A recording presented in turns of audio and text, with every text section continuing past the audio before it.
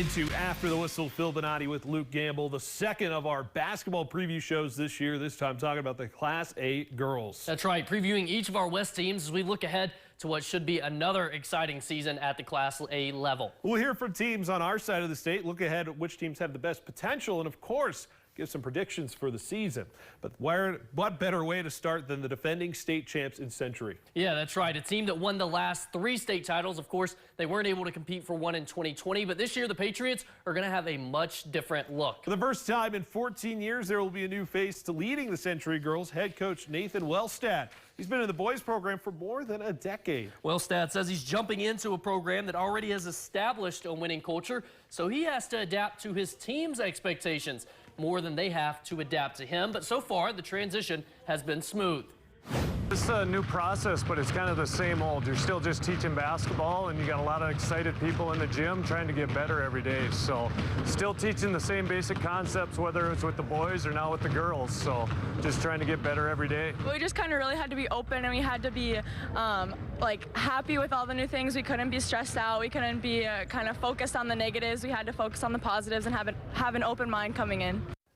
And a perfect season for the Patriots last year. Their key returner will be Logan Nisley, a sure all-stater this year. This year. Another consistent state tournament team to return up the road is Legacy. They've been there the last 6 seasons. Yeah, that's right. But a lot of firepower gone from that team last year with 7 seniors graduated. The question is, how can they replace that? And this year's roster much younger, just 3 seniors. They'll be depending heavily on those 3 to lead the way for those underclassmen. And this is a team that's going to have to spread the wealth. Coach Jim Petrick says defense is his focus early on, but it's also about finding ways to get everyone involved. Early on, we'll give a lot of kids opportunities here, chances to play, chances to find their role. And the fun part is, you know, they're going to have to earn it. And as coaches, we're probably going to play close to 10, 12 kids here this first couple games and kind of see who can get in that mix. Because like you said, when you lose 7 seniors, you can't just designate. They got to earn it.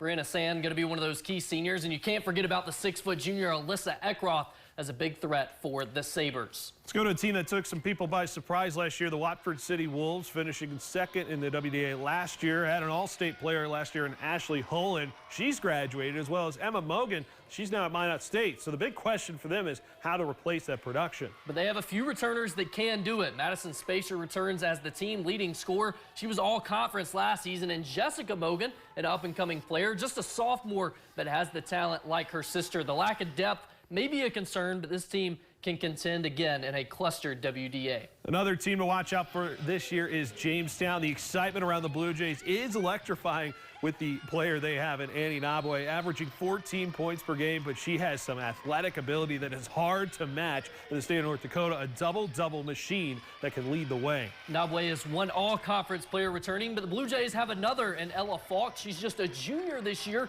but was also a double-digit scorer last season. Blue Jays got to the state tournament because of their physicality. Look for them to potentially do it again this March.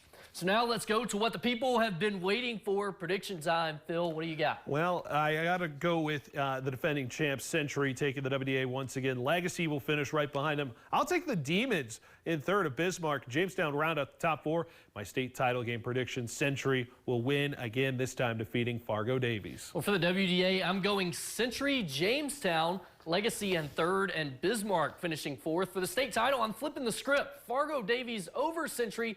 Maybe the hot take, this might be recorded and put out in the locker room, but Century's run could come to an end this season. We'll have to see how it all plays out. That is a bold prediction. Century's gone undefeated the last couple of years. We'll see how it goes. It's been a great program. We got to see how this season plays out. But stay with us. More After the Whistle next. The Class A boys are